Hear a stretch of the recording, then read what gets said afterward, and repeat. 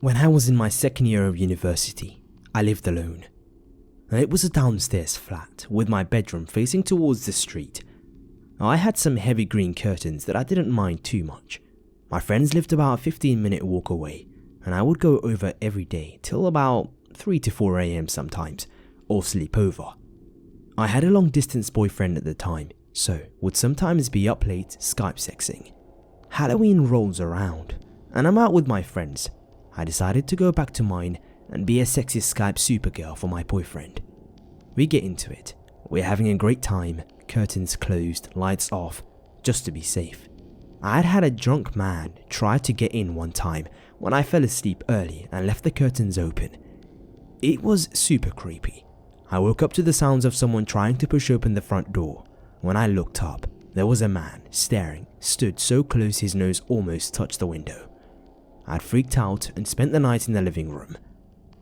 So, the lights were off, curtains shut, and I noticed a kind of flickering in my peripheral and looked around. While meeting at the bottom, the curtains parted very slightly near the top. Through the gap, there appears to be a trail of steam rising. I cover myself and got up to investigate. I have to get up and stand on my tiptoes to see through. I'm short.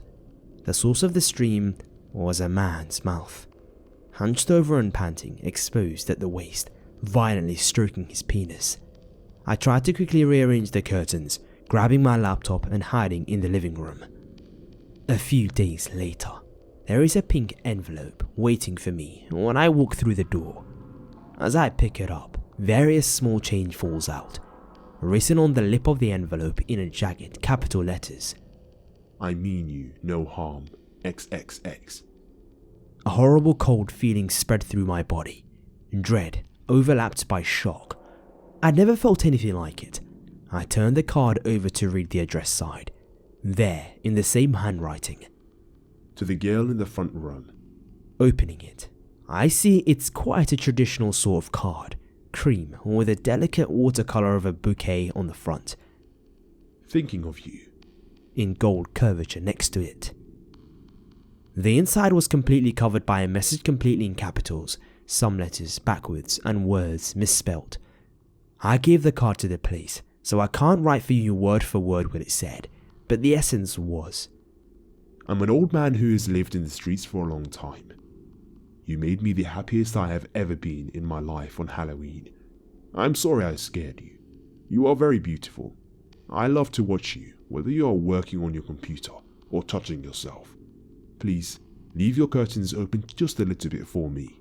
For each time you do this, I will post a couple of pounds through the letterbox. Signed, Ken XXXX. I called my friends, then got the police to come around. Basically, they couldn't really do anything. They took the card as evidence, gave me a case number, and said that they would get the patrol car to drive past my house for the near future. I stayed at my friend's for a week and had one of them stay over at mine after that. That wasn't quite the last of Ken. Sometimes they would be knocking at my window, but I kept my windows 100% closed. 3 or 4 months of no incidents later, we got snow. I was leaving my house, now in the habit of checking my curtains every time I left or got back to the house. I see a set of footprints tracing the entire front window, back and forth, like someone had been pacing.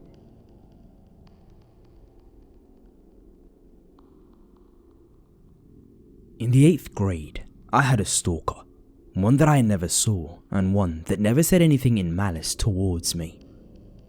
Back in the 8th grade, probably halfway through the school year, I received a phone call from an unknown caller. Usually, I would not answer for a number that I didn't recognize, or sometimes I would do so in an accent, but I would always hang up after a couple of seconds. This changed, however, when the second I answered, I heard a man say my full name in a questioning tone, like if he was asking for confirmation that this was me. Being just a kid and thinking that this was one of my parents' friends or someone who I could talk to, I told him that this was me. Big mistake, but I didn't know at the time. That first phone call I don't remember much of, except that he hung up not long after I said that this was me. Some time passed, maybe less than a week, when I got an unknown call again. I didn't answer, and then I kept getting spam calls, so I finally answered, and this guy was asking me about what shows I like to watch. I got the idea that maybe I shouldn't be talking to this guy, so I just hung up. Not much longer, another couple of calls came in, until I said to stop calling me, and he responded something to the effect of, "Hanging up mid-conversation is rude." My dad heard me and asked me who I was talking to, so I told him that I didn't know who it was and handed him the phone.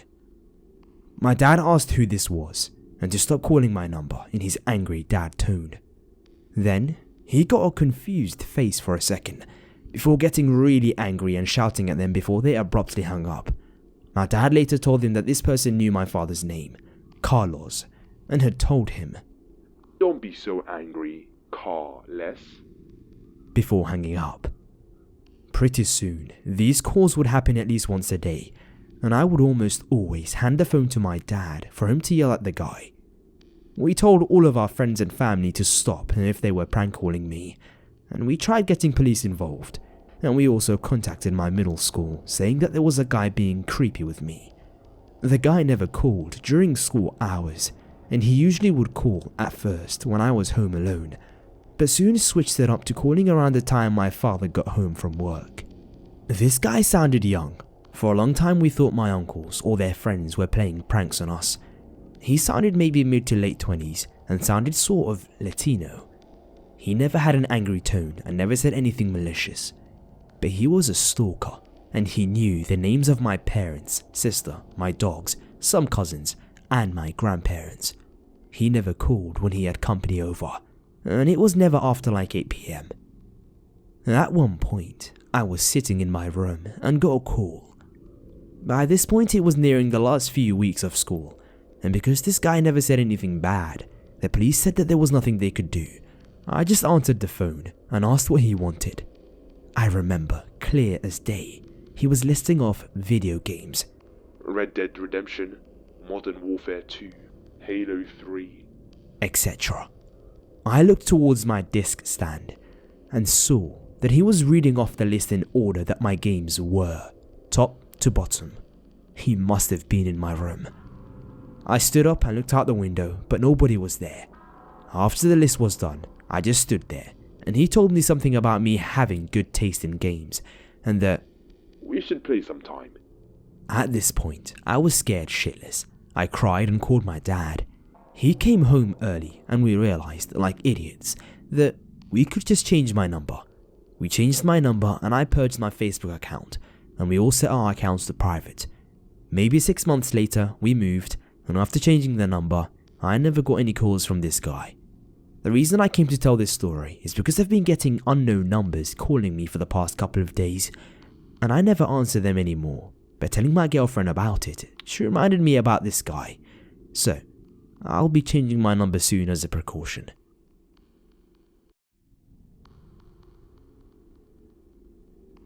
This happened just under 2 years ago, in July of 2015. Bored and with nothing else to do, my friends and I decided to go to one of those pop-up fairs that come every year for about a week. It was really small, with only a couple of rides that we actually wanted to go on, one of which was the ride where you stand up, are strapped in, and hold on to the metal bars at the side of you. It then spins in a circle, tipping you every which way. I had never been on one of those rides, so I wanted to take the opportunity to go on it. I paid my money and waited on the ramp for one of my friends, we'll call her Lucy, to pay and come with me. However, as she got to the front of the queue, she suddenly stepped to the side and shouted, "Hey, I've got a weird feeling. I'm going on the waltzers."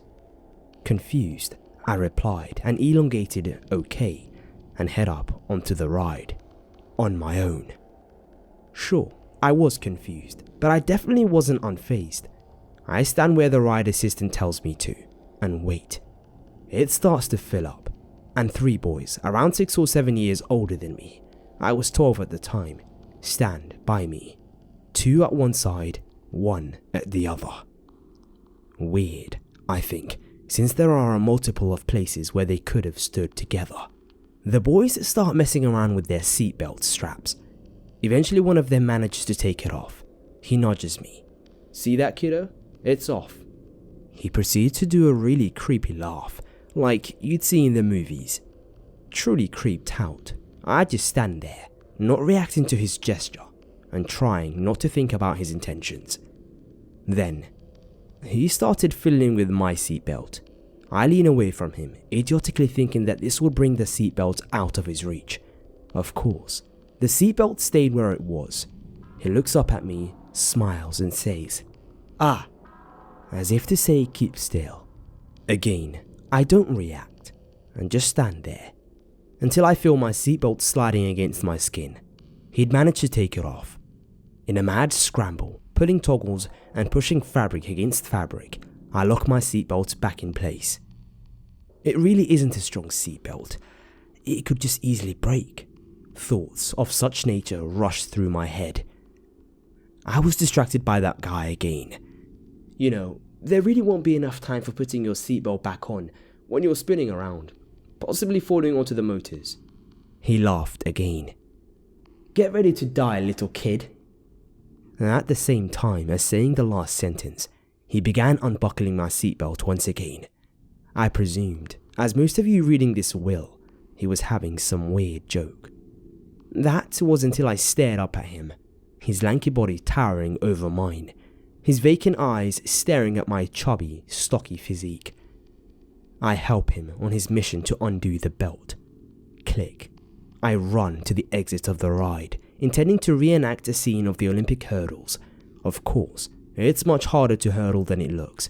So, I do the ever classic one leg over, the other one on the other side, and roll off of the gate of the ride. I was free. I caught my friends on a waltzer car, and hopped on it with them before it started spinning. It wasn't until I told them what happened when I realized what would have happened if the seatbelt was taken off. The ride that I had seen from watching in the queue and from around the fair wasn't going fast enough to provide the force that you need to keep you at the edge.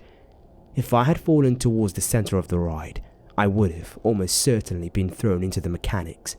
The protective fence was only a waist high. The traveling fair often doesn't have safety in mind, so I would have been flipped over the fence.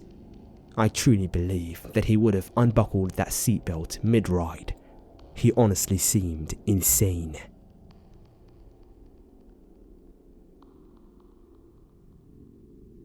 This takes place several years ago, during the summer when my kid was 4 or 5 years old. We own a condo in what can only be termed as the White Ghetto.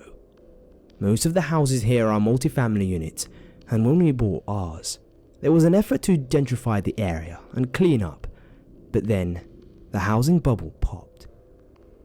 Anyway, the people here are not that bad. There is a lot of heroin use, lots of house fires, but for the most part, it's a quiet neighborhood. The unit that I live in houses 5 other families. My son and I spent most summer days out in the backyard, and I never ever left him unattended. I've always been careful and aware as I was sexually abused by a neighbor growing up. I trust almost no one.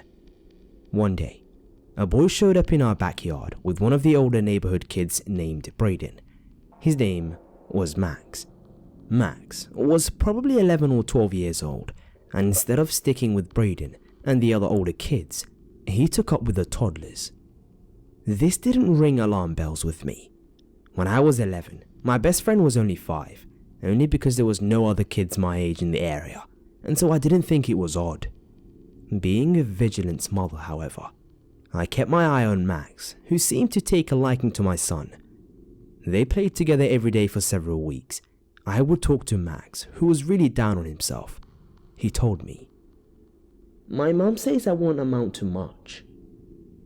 I felt bad for the kid and told him that if he worked hard and kept out of trouble and got a good education, he could do anything he dreamed of.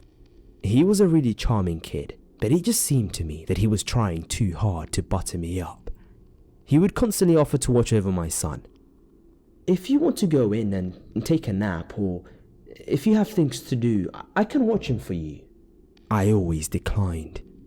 Max would offer to walk him to the ice cream truck when it came around, or ask me to let him take my son for a walk. He would always act dejected, and tried to make me feel bad for not trusting him. Nope, I never left my son alone with Max, and then one day, as suddenly as he appeared, he disappeared. One day, as summer began fading into fall, I sat outside with Braden's mother. "Did you hear about Max?" Of course, I hadn't. It turns out that Max took his 2-year-old cousin out into the woods for a walk. When they were found, the 2-year-old was no longer wearing his diaper, and Max was clearly engaging in inappropriate behaviors. I'm so glad that I never fell for Max's antics and didn't let him guilt me into time with my son. It could have been my son who was harmed.